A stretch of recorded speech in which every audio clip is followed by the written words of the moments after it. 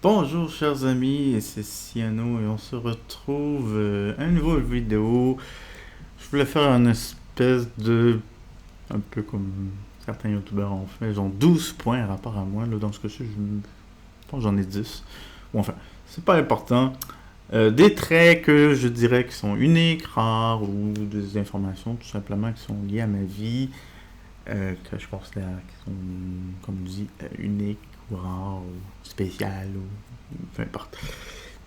Évidemment, vous allez remarquer que beaucoup de ces traits sont reliés, par exemple, au TDAH, qui sont reliés peut-être à des traits d'autisme ou à d'autres troubles, si on peut dire ça comme ça, de personnalité ou de développement personnel.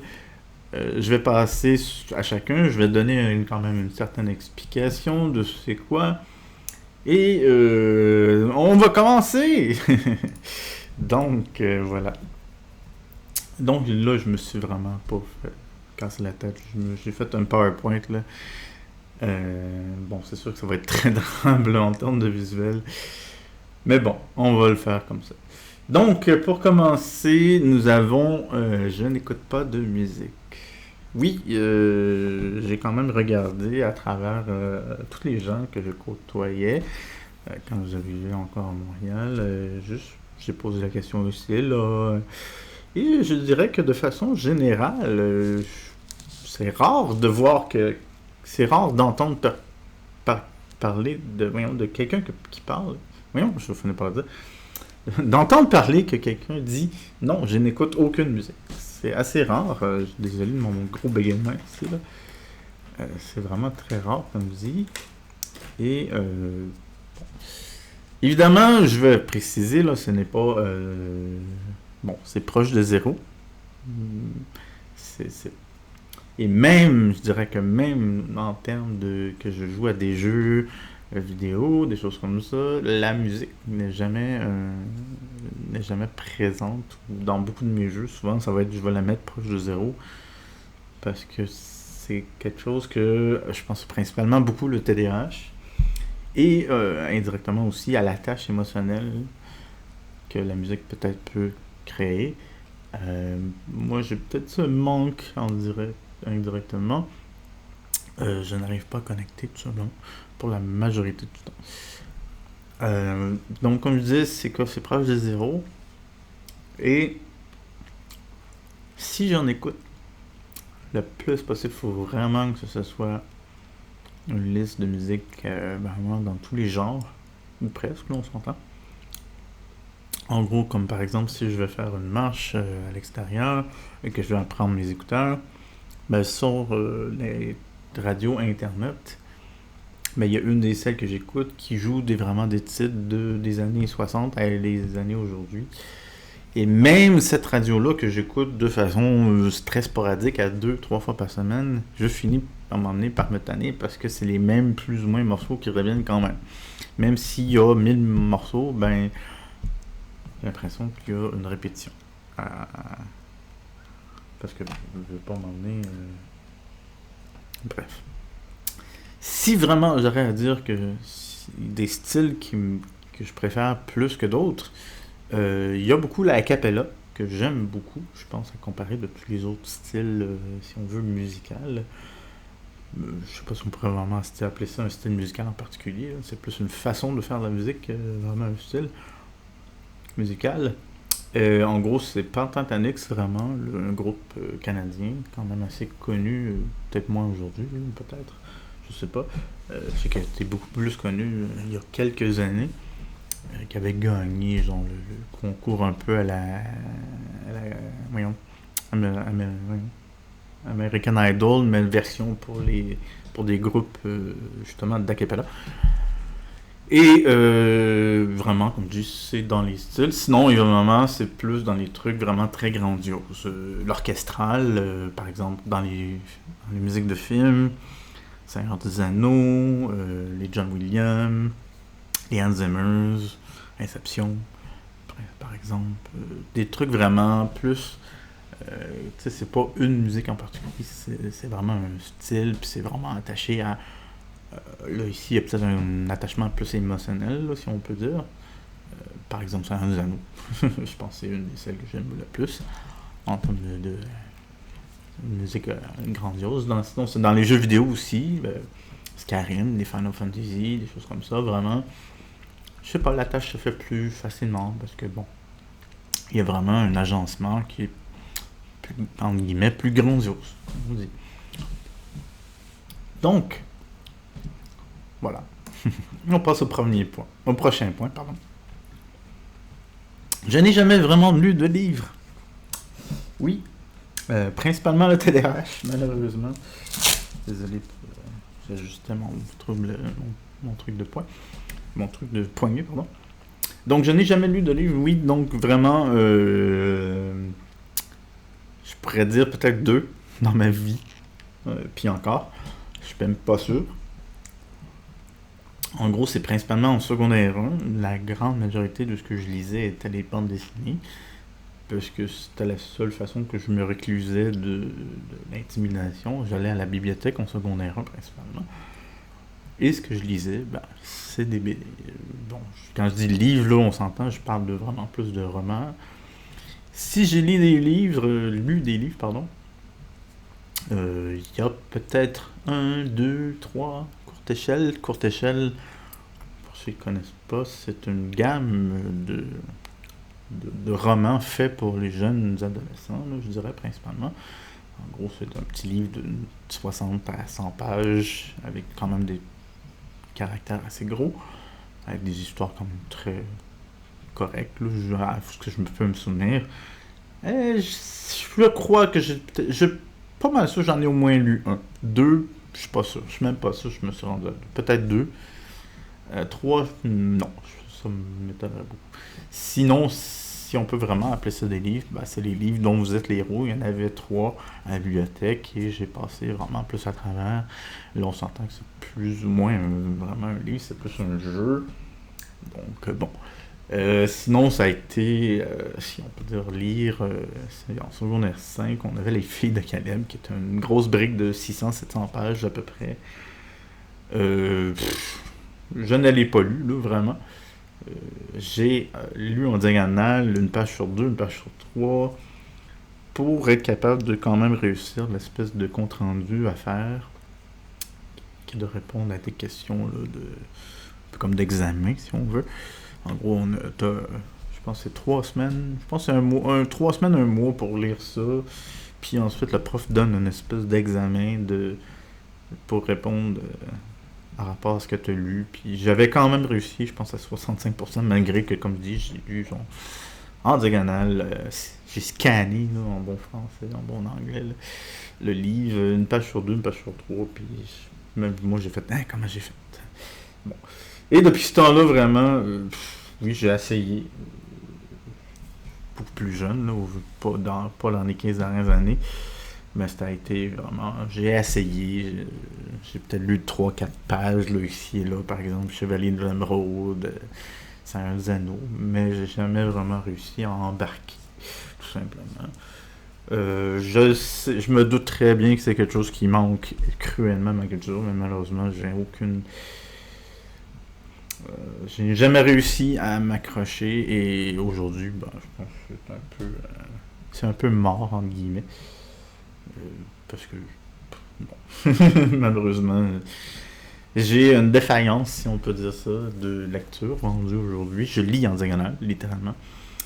Je le vois beaucoup quand je fais la lecture juste par exemple pour les livres de règles dans les jeux de société, parce que je suis quelqu'un qui lisait beaucoup les livres de règles dans les jeux de société, et je remarque que je fais beaucoup d'erreurs quand je lis. Je lis beaucoup en diagonale, je lis beaucoup de travers, je fais beaucoup de présomptions sur ce qui va être écrit, et j'ai fait énormément d'erreurs, donc pour moi ça serait impossible de lire un livre, parce que justement je ferais toujours ça, puis bon. Souvent à l'époque, c'est le typique de... Après que j'ai lu une page, quand je commence à lire de la deuxième page, j'ai oublié la première. C'est un peu drôle à dire, mais c'est souvent ça qui arrivait. Je relisais la page 2-3 fois, ensuite là, je faisais « Ok, je pense que j'ai... » Puis là, je lisais 2, 3, 4 pages, puis là, j'abandonnais parce que rendu à la 4e page, j'étais comme « Hein? Quoi? Hein? Non? » Puis j'embarquais pas, puis bon, bref. On continue. Je n'aime pas le goût amer. Bon, de façon très, très, très générale et surtout les goûts amers vraiment très prononcés. J'ai l'impression d'avoir des papilles gustatives de bébé là-dessus parce que ça n'a jamais été un goût en dehors de peut-être les 5x, peut-être 10 dernières années, gros max. Ça n'a pas été un goût qui a été présent nulle part. Parce que je pense que c'est peut-être la culture, je veux pas. Ce n'est vraiment pas. Peut-être la cuisine que mon père faisait, parce que mon père cuisinait pour nous, mais lui, il avait pas de goût à cause d'une. Bon, je vous évite les détails, mais lui, il avait pas de goût. Parce que bon, il y a eu une opération qui a perdu l'odorat. Bref. Et donc, lui, il avait pas vraiment de goût en particulier. Donc, il y avait beaucoup une gamme de goûts qu'on n'a pas eu à cause de ça. Et le goût amer n'a pas fait partie d'une grande, grande partie de ma vie.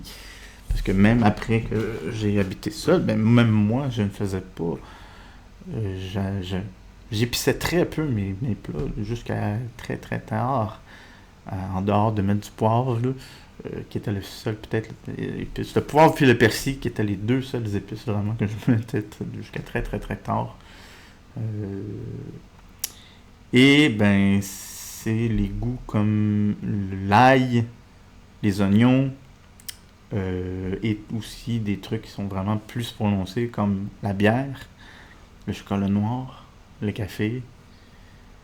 Je pense que dans les seuls goûts plus ou moins amers, je sais même pas si c'est amer, mais de la sauce soya, c'est plus salé, là, on s'entend. Mélanger peut-être un peu d'umami. Je sais pas si ce soit plus spécifiquement amer. Sinon, c'est plus les goûts sûrs que j'aime. Je sais pas si sont catégorisés dans les goûts amers, comme par exemple la lime, le citron, que j'aime bien. Mais bon. Donc, j'ai l'impression que c'est vraiment parce que c'est un développement que je n'ai pas eu. Un développement gustatif. Et aujourd'hui, je trouve très difficile. Tous les goûts vraiment très prononcés, forts sur.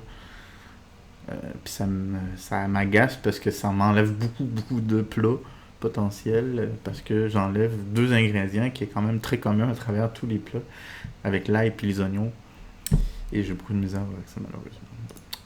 Sinon, bon, ce n'est pas quelque chose de très unique, mais quand même, vous avez peut-être, je sais pas, j'en avais parlé dans mon autre vlog, mais je n'ai jamais vraiment eu de relation amoureuse avant très tard.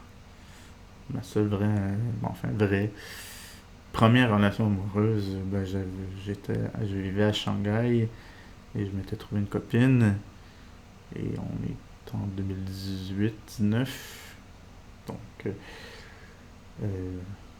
donc, pour vous dire, aujourd'hui, j'ai plus que 40 ans.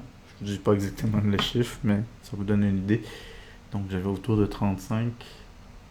On est presque à 10 ans, donc peut-être plus autour de 30. 30, 32, là. Je donne un chiffre comme ça.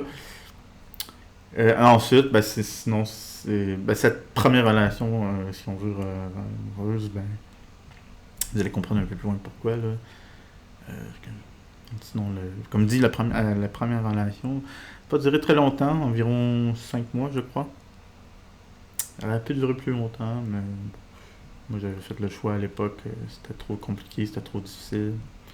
Je me suis dit que ça a été je devais faire le choix de la quitter. Et sinon, ben, celle que j'ai aujourd'hui, maintenant, depuis, je pense que ça va être. J'ai l'impression que celle qui va durer, je sais pas. Je vais pas dire de chiffres, mais je crois que ça va être vraiment pour un bout. C'est fait, ça marche très bien. Oui, il y a des petits accros, mais comme dans toute relation, c'est des choses que tu travailles justement en couple, que ça va faire maintenant un peu plus qu'un an qu'on est ensemble, donc je suis vraiment content là-dessus. Et comme je disais, ben, j'ai plus de 40 ans aujourd'hui, donc ça a été ma deuxième relation et on est à 8 ans plus tard après ma première, pardon, plus ou moins vraie relation. Ensuite, ben, directement relié à ça, j'ai beaucoup de problèmes à faire des connexions qu'on pourrait dire émotionnelles. Surtout sur ce qu'on appelle les émotions, le parasocial. Pour ceux qui ne connaissent pas, en gros, le parasocial, ben, c'est de connecter avec une idole ou une personnalité connue ou une vedette ou peu importe. Là. Ça, moi, je l'ai pas. Ou sinon, c'est de faire des connexions avec des gens, par exemple des amis en ligne. J'en ai fait, mais ça a été des exceptions plus que vraiment. Des fois, j'entends des gens qui vont jouer à des jeux puis vont se faire des amis comme ça, assez, en guillemets, facilement. Moi, c'est zéro, puis ben, de toute façon, rendu aujourd'hui, je ne joue pratiquement plus en ligne. Ou si je joue en ligne, ben le chat social, ça n'existe pas vraiment.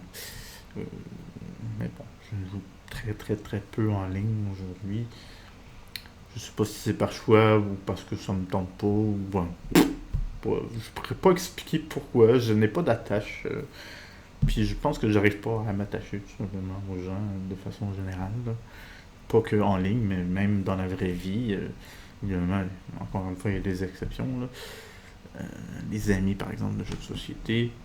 Il y a eu certains qui se sont démarqués plus que d'autres, qui sont devenus des vrais amis. Mais ça reste une très faible proportion par rapport au nombre de gens que j'ai pu croiser qui étaient plus qu'on appelle là, des amis spontanés. C'est des gens qui sont autour de toi à jouer un jeu. C'est pas vraiment des amis, c'est plus des gens que tu côtoies. C'est plus social que vraiment des amis. Bref, voilà. La connexion émotionnelle est différente, là, pas la même. Ensuite, ben, je pourrais presque dire que je suis un enfant de gay. C'est un peu drôle à dire. Puis c'est très vrai en plus. J'ai eu deux papas et pas dans le sens que vous pensez. Non, je n'ai pas deux pères parce que j'avais deux parents, deux gars comme parents. Non, ce n'est pas ça. Mais c'est comme si, en gros, j'avais mon vrai père et le chum à ma mère ou le copain de ma mère. Pardonnez le québéquisme. Le copain à ma mère. Et ce sont vraiment les deux personnes qui étaient les plus présentes dans ma vie. Ma mère, ben, principalement à cause de son travail, mais pas juste à cause de ça, à cause de troubles personnels aussi, de son côté introversion et égoïsme. Là. Ben, malheureusement, moi j'ai vraiment vécu comme, si on veut, un gay, deux parents gays qui ont adopté un enfant. C'est un peu quasiment l'équivalent. Et je pense qu'indirectement, ne pas avoir eu de figure, si on veut, je veux pas dire de femme, parce que même si j'avais une mère, ben j'ai manqué un développement émotionnel assez drastique, parce que j'avais deux hommes très traditionnels, si on veut, des années, de ces années-là, un peu des baby boomers, ou enfin, le copain de ma mère est pas un baby boomer, mais il est dans les mêmes, si on veut, très traditionnel, enfin, traditionnel, très caractéristique de, un gars, ça n'a pas d'émotion, un gars, c'est rigide, un gars, ça, c'est des trucs très, très, qui étaient très, très, pas enclin, mais, voyons, ancrés dans les mœurs de ces années-là. Et donc, j'ai vraiment eu deux hommes très pragmatiques, très... la vie, c'est comme ça que ça fonctionne, puis il n'y a pas, tu sais, les émotions, ça n'existe pas vraiment. Donc, je pense que c'est à cause de ça, indirectement. Puis c'est pas parce que j'avais pas de figure là, maternelle, là. C'est vraiment parce que ces deux hommes-là étaient les deux figures principales majoritaire de ma vie. Principalement plus mon vrai père que le copain de ma mère. Là. Le copain de ma mère, ça a été vraiment plus dans les débuts, jusqu'à l'âge de 10 ans environ. Peut-être un petit peu plus, là, jusqu'à 12, 13, 14, gros max. Même 12 ans, je pense, pas mal estompé. Ça a été plus mon frère principal là, qui s'occupait de moi. Et malgré tout, ben, il y a eu d'autres choses. Là. Mais bon, bref, c'est ça. Donc, c'est vraiment, je suis comme je dis, j'ai eu deux papas. J'ai pas vraiment eu de mère dans un sens particulier à prendre à parler. Donc, on continue. Ben, oui, non. Je ne crois pas que ce soit spécifiquement très unique à proprement parler, parce que je crois que c'est quand même assez commun dans les gens en général de ne pas avoir de talent spécifique. Souvent, ce que je remarque plus, c'est des gens qui vont avoir, pas nécessairement un talent, mais une certaine appréhension pour quelque chose. De être, pas nécessairement être un pro, mais juste d'être bon, que ce soit en art ou en sport. Et moi, c'est absolument proche de zéro.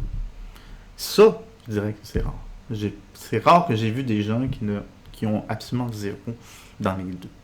Autant artistique que sportif. Souvent, il va y avoir un petit quelque chose à quelque part, que ce soit sportif ou artistique, là, que ce soit dessiner, faire de la musique, ou être bon à un sport quelconque. Et quand je dis bon, c'est juste, pas nécessairement au niveau professionnel, là, juste d'être bon, ou d'avoir une certaine capacité. Mais moi, je dirais que de façon générale, je pense que mon côté artistique qui se ressort le plus, c'est peut-être mon côté, ma vulgarisation, si on peut plus appeler ça un art, vulgariser. Voilà, c'est pas mal tout. Ce que je pourrais dire aujourd'hui, enfin, ce qui rapproche le plus d'un vrai talent aujourd'hui, c'est plus ça, je crois. La capacité de vulgariser, la capacité d'expliquer à quelqu'un, la capacité d'être un peu un prof. Bon, voilà. Et indirectement relié à ça, plus aux sportifs, j'aime pas la compétition. Et quand je parle de compétition, je ne parle pas de juste jouer contre d'autres joueurs, par exemple dans un jeu de société. Là. Je parle pas de ce genre de compétition. Moi, je parle vraiment des compétitions, qu'on pourrait dire, peut-être plus sportives, mais pas juste sportives, mais par exemple, un tournoi de jeux de cartes, pour prendre un exemple. Ou juste un tournoi de façon générale. Ou tout ce qui était sportif, ça, j'avais beaucoup de misère. J'étais incapable, dans un sens, à gérer mon adrénaline, à gérer mon agressivité. J'en avais pas, pour le dire comme ça. Quand je dis que je n'arrive pas à le gérer, c'est que je n'avais juste pas. Ou je n'avais, mais très très peu. Et dans les compétitions style plus, j'avais la gestion du stress, j'avais beaucoup de difficultés. Et ça me faisait faire beaucoup trop d'erreurs. Et ça me frustrait parce que je faisais plus d'erreurs. Il y a eu très très peu d'endroits où j'ai vraiment, en guillemets, été compétitif. Je pense qu'il y a eu juste Team Fortress 2, pour ceux qui ont connu, il y a très très longtemps. J'étais très bon. J'avais joué dans des serveurs, si on veut, compétitifs, spécialisés, si on veut. Et bon, c'est dur à dire parce que c'était des serveurs québécois et j'étais, mettons, dans les top 5 je jouais le Demoman, qui était une de mes classes préférées, et j'étais dans le top 5 de cette classe-là.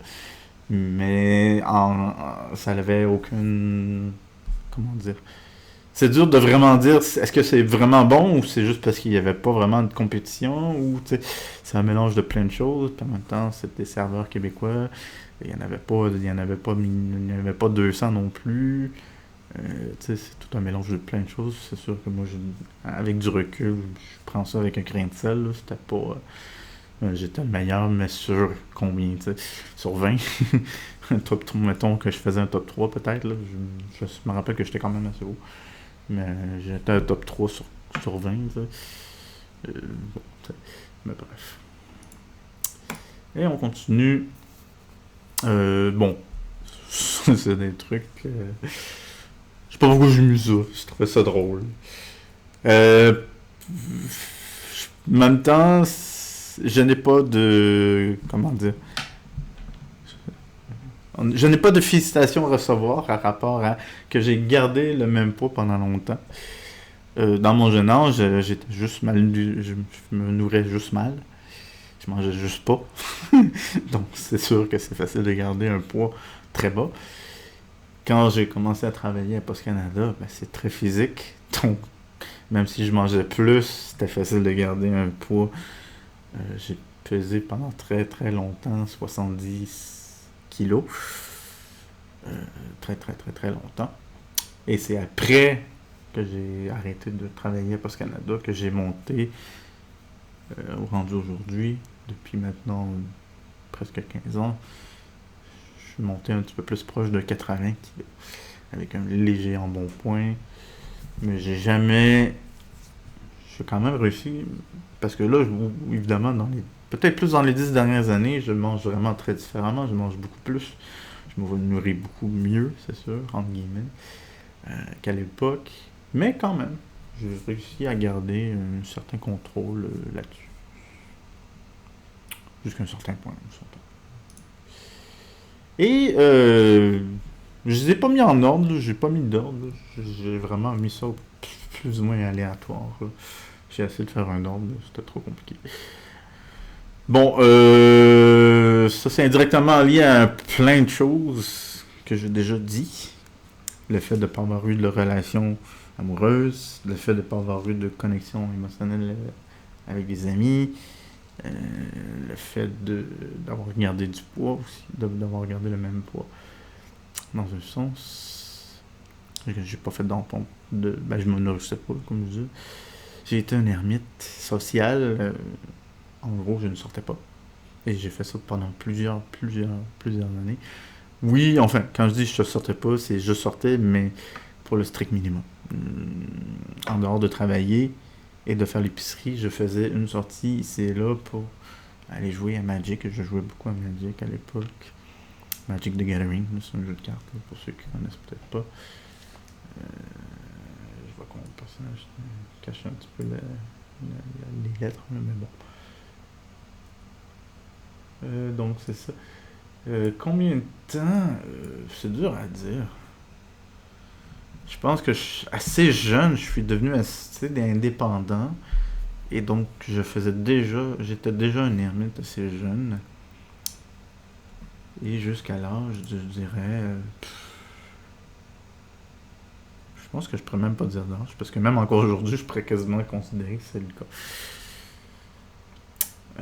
Bon, c'est sûr que j'ai eu des temps, lorsque je vivais à Montréal, entre 2019 et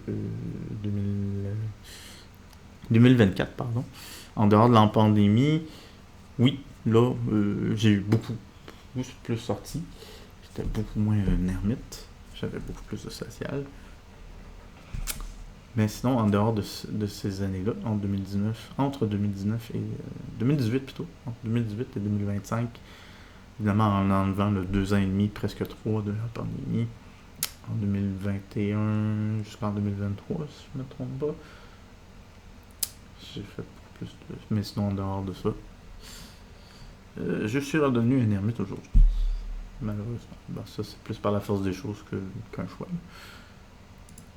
Et on continue, je pense que c'est dans les 2 derniers, je crois. Je me souviens plus. Oui, bon, j'ai une mémoire incroyable. Bon, ça c'est très typique. J'ai une mémoire qu'on pourrait dire sélective. Presque autiste, sur certains points. Par exemple, les règles de jeu de société. À l'époque, quand je jouais à Magic, c'est de se rappeler des cartes. Même encore aujourd'hui, c'est un peu le cas, là. De se rappeler des cartes. Qu'est-ce qu'ils font juste avec le visuel. De voir l'image, puis de dire, ah oui, c'est ces cartes-là. Mais c'est une mémoire très sélective et j'ai remarqué que j'étais capable, jusqu'à un certain point, justement, de sélectionner certaines choses qui ne restaient pas dans la mémoire et pas de les garder.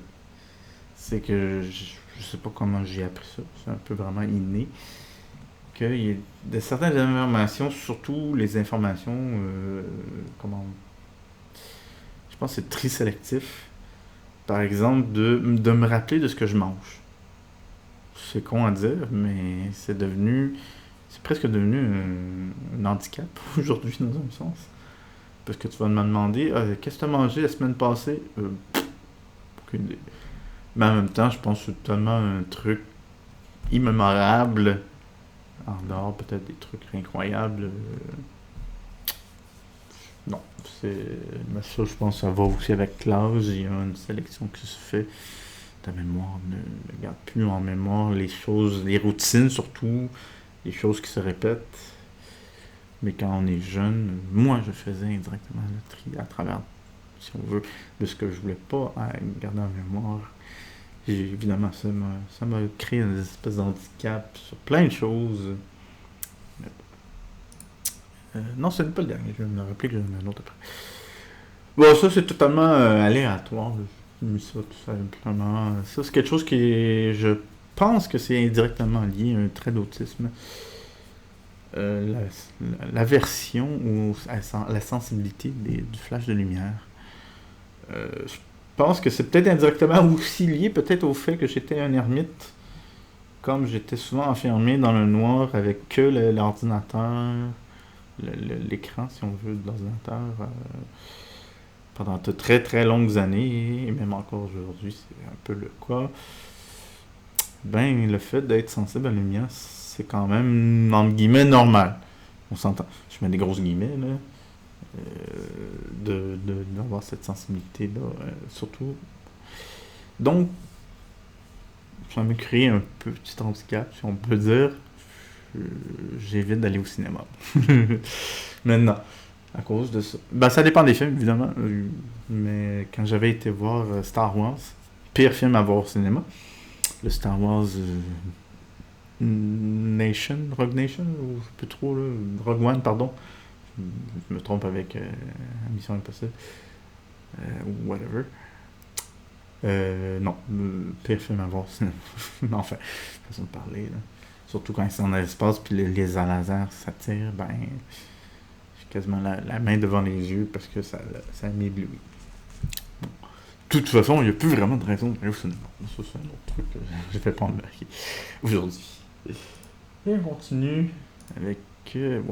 bon, là, vraiment, je pense que c'est les deux derniers. Avec... Je n'ai aucune croyance. Que ce soit ésotérique, religieuse, voyons, je cherche mes mots. Voyons, je cherche mes mots, pardonnez-moi. Voyons. Spirituel, voilà. Ésotérique, spirituel, religieuse, appelle ça comme tu veux. Quand je parle de croyance, je parle vraiment de tout ce qui est plus ou moins a été vérifié. J'ai même une aversion jusqu'à un certain point de tout ce qui est croyance. Parce que j'aime être quelqu'un, je pense que même jusqu'à un certain point, ça me crée des problèmes. Parce que je veux trop essayer de trouver la logique ou la raison en arrière d'une croyance. Et ça m'a, indirectement, ça va aller avec l'autre point. Il y a beaucoup de choses aussi qui sont dans la réalité que j'ai beaucoup de la misère à croire. Évidemment, là je parle de chance, par exemple, comme ici. On s'entend que la chance n'est pas un truc dans la réalité, là, c'est plus d'autres choses. Mais avant de passer à la chance, je vais passer, par exemple, aux croyances traditionnelles, aux croyances sociales, les étiquettes sociales. Comme beaucoup de ces choses-là ne sont pas basées indirectement sur des aspects, si on veut, logiques et explicables, ou quand je parle explicable scientifiquement, là, il n'y a pas de bonne raison de croire X ou de faire quelque chose à cause de la tradition ou de l'étiquette sociale. Et aussi parce que ces raisons, ces étiquettes, ben si tu changes d'endroit, ben ces étiquettes, ces croyances-là, ils tombent un peu. Et j'en ai fait l'expérience en vivant dans d'autres pays, en visitant d'autres pays. Ben, tu vois que ces croyances-là, c'est très subjectif. On va le dire comme ça. Et justement, tout ce qui est subjectif, j'ai beaucoup de la misère parce que c'est pas de je ne crois pas, c'est que j'arrive pas à comprendre pourquoi les gens croient ça. Que ça soit sur plein de choses, là, surtout les traditions, ça des fois ça m'agace parce que tu le fais parce que ça fait 1000 ans que tu le fais. Ouais, mais ça veut pas dire que c'est une bonne chose. Je dis pas que c'est une mauvaise chose, c'est juste que ça veut pas dire qu'il faut continuer à le faire sans réfléchir à pourquoi tu le fais. Tu fais juste le faire parce que c'est dans la tradition. Puis ça, des fois, ça m'agace parce que ça joue des fois sur... Ça peut être sur des connaissances sur la médication ou...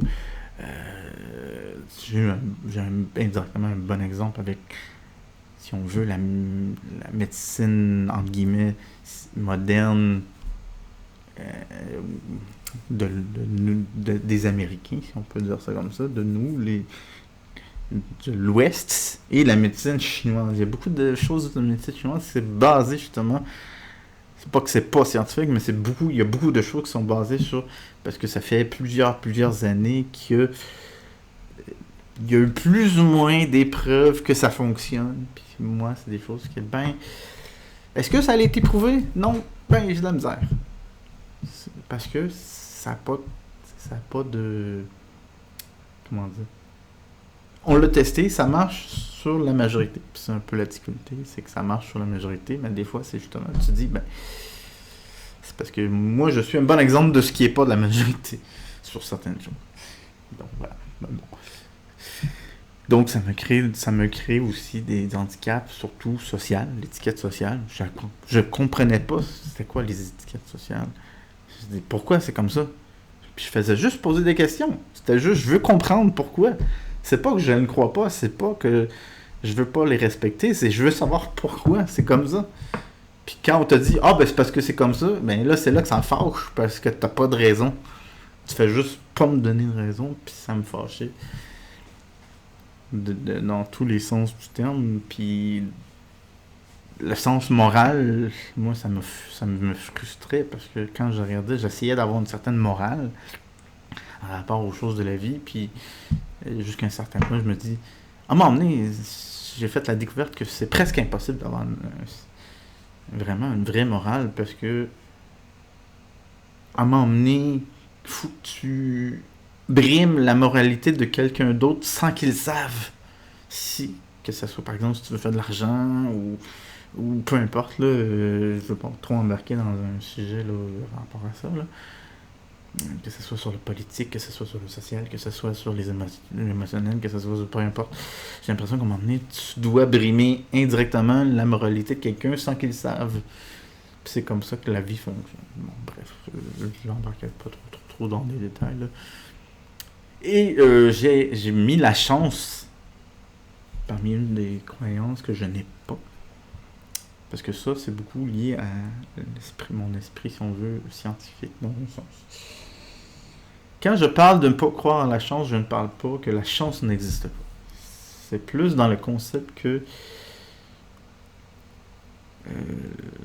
comment dire? Pour donner un exemple vraiment bidon et bâtard, pour utiliser le québéquisme, si je roule un des 20 et que j'ai eu 20, ça n'est pas de la chance. En gros, c'est la façon de le voir qu'on dit qu'on est chanceux, parce que le chiffre 20 est meilleur que le chiffre 8, par exemple. Mais ce n'est pas de la chance en tant que telle, c'est de la probabilité. Mais ça, c'est sûr que je ne veux pas embarquer là, dans des explications scientifiques, mathématiques, là. Mais quand je parle aussi, tu sais, il y en a qui disent « Ah, j'ai eu ça, je suis tellement chanceux. » Non, t'as pas été chanceux. C'est juste... Tu vois ça comme de la chance. Je pense que moi, c'est peut-être un côté pessimiste, indirectement, par rapport à ça. De dire que la chance n'existe pas. Là. Tu peux créer des opportunités. Certaines choses peuvent t'arriver parce que tu es là au bon moment. De la chance, jusqu'à un certain point, ça existe. Oui. Mais c'est des choses que tu n'as pas le contrôle, justement. C'est plusieurs probabilités qui sont interreliées entre elles. Mais de dire que tu es chanceux, non, c'est juste... Ça donne de même. T'es pas plus chanceux qu'un autre, t'es pas moins chanceux qu'un autre. C'est pour ça que dans un sens, quand je dis je ne crois pas en la chance en particulier, c'est plus dans l'aspect ésotérique, si on veut, de la chose, de dire « Ah, je suis chanceux » ou « Je suis malchanceux ». Non. T'es pas plus chanceux ou moins chanceux. C'est juste une question de perspective de voir les choses. Mais bon, voilà. Puis je crois, si je me trompe pas, c'est vraiment dans les deux derniers que je... voilà, oui, c'est ça. Donc, voilà. Je sais pas ce que vous pensez de tout ça. Je voulais faire une espèce de... Je crois que j'en ai 12. Ou 14, peu importe. Points comme ça. En rapport à ma présentation aujourd'hui, de points en rapport à moi, des traits que je trouvais un peu, comme dit, uniques. Puis voilà. Dites-moi ce que vous en pensez, dites-moi vos commentaires, posez-moi des questions. Je peux même faire une espèce de AMA, là, qu'on dit en anglais, Ask Me Anything. Donc, gênez-vous pas. Et je vous dis bonne soirée.